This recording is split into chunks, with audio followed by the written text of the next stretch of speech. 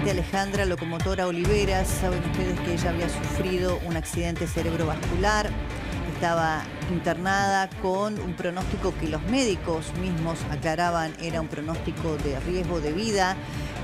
Por eso a veces es importante cuando pasan estas cosas entender que por un lado va el carril de lo que los médicos y profesionales que atienden a los pacientes tienen como dato y la expectativa que tienen los familiares, porque hoy, sin ir más lejos, escuchábamos a los hijos hablar de una suerte de milagro, porque, claro, con la esperanza que puede tener un hijo que ve a su mamá internada, que habían podido retirarle el respirador parcialmente, que había abierto los ojos y que respondía a algún estímulo. Entonces, claro, eso era muy alentador.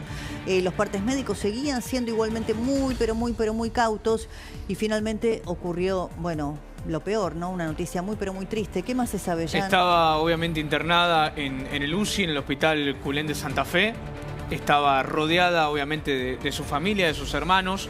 Bueno, respecto al último parte médico, lo que podemos marcar es que tenía una evolución neurológica al menos estable, tenía periodos, como marcabas vos, Débora, de respuesta motora y apertura ocular, que es la apertura de los ojos que se dio el sábado.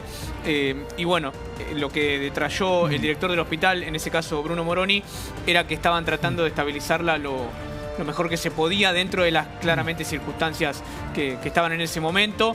Y bueno, ahora estamos esperando el detalle final del parte médico de su deceso, pero bueno, es algo que acaba de suceder. Te cuento, Débora, que yo hoy Carlos, por la mañana, Locomotora, bueno, era compañera mía en la TV pública. Ah, no sabía. Compartimos prácticamente hasta abril, sí. Mirá. Sí, una persona espectacular, la verdad, una persona, una mujer muy buena. Bueno, nos ayudaba a todos a hacer gimnasia, nosotros Con en la mucha TV energía, pública. Sí, yo empecé con ella a partir de febrero, en el programa de Guillermo Andino.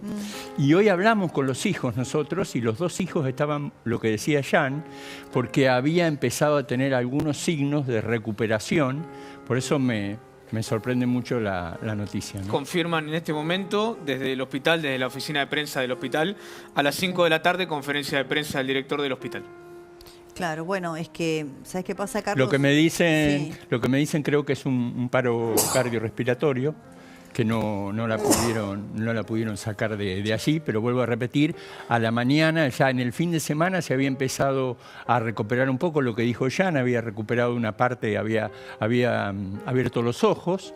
¿Respondía algún estímulo, decían los hijos? Sobre todo hoy la los parte hijos nos contaron motriz nosotros. derecha, ¿no? Sí, que respondía alguna la parte, pequeña tenía una orden. parte directamente de la parte izquierda, que había tenido el problema isquémico, pero empezaban a haber algunos síntomas de recuperación. Es más, nosotros nos fuimos del programa contentos porque creíamos que se empezaba a recuperar, pero bueno, lamentablemente la perdimos a la loco, como le decíamos nosotros. Y ella siempre con la vida sana, era una mujer súper activa. Sí. Yo la he conocido simplemente por haberla entrevistado y me la he cruzado muchas veces. Sí, con nosotros dejó de estar a partir de abril, porque hay que recordar que ella fue elegida convencional constituyente en la provincia de Santa Fe para reformar y concejal, y la estaban esperando porque había un tema de esperarla, porque ella tendría que haber asumido hace 2 lunes prácticamente, cuando iba y le agarró esa isquemia, y a partir de allí, bueno, se fueron desencadenando todos estos hechos, pero se la estaba esperando en la legislatura de Santa Fe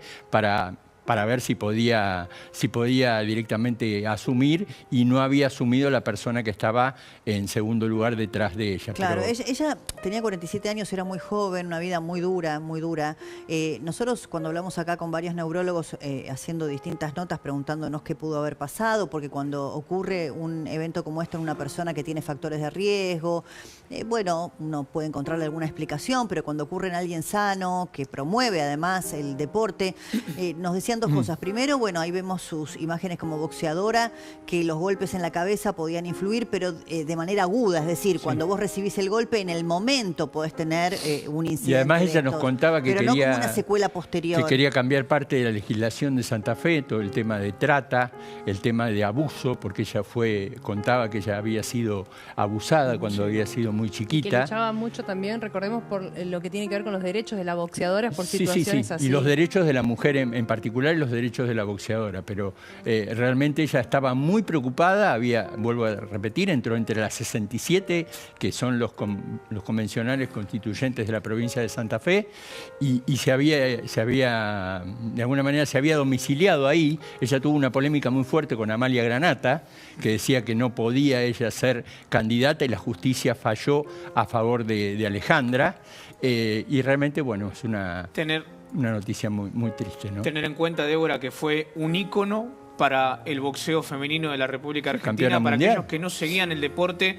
Ella consiguió 6 títulos mundiales, 33 victorias, 16 por la vía de knockout. Fue en el comienzo, te diría yo, en la renovación del boxeo femenino argentino en la época de los 2000, junto con la Tigresa Acuña, de las máximas exponentes, más allá de que ella dejó el boxeo, siguió muy ligada, como marcaba Carlos, desde el aspecto de la ayuda, de la solidaridad. Tuve la oportunidad de conocerla cuando daba estas charlas motivacionales en gimnasios, una mujer súper entrañable, como se la veía en sus videos, lo era por fuera también, muy solidaria y fundamental también para muchas mujeres que se estaban iniciando en el deporte, Débora, y que sufrían violencia de género y que sufrían la trata. Ella trataba de ir, valga la redundancia, a esos barrios, a esos gimnasios. Una mujer muy presente para poder luchar. Además, Débora se la va a ver próximamente en una serie de Netflix que ella filmó. Algo parecido al Marginal que se daba, ¿te acordás?, en la TV pública. Bueno, una continuidad de ella. Sí, ella nos contó que grabó muchos episodios dentro de la cárcel.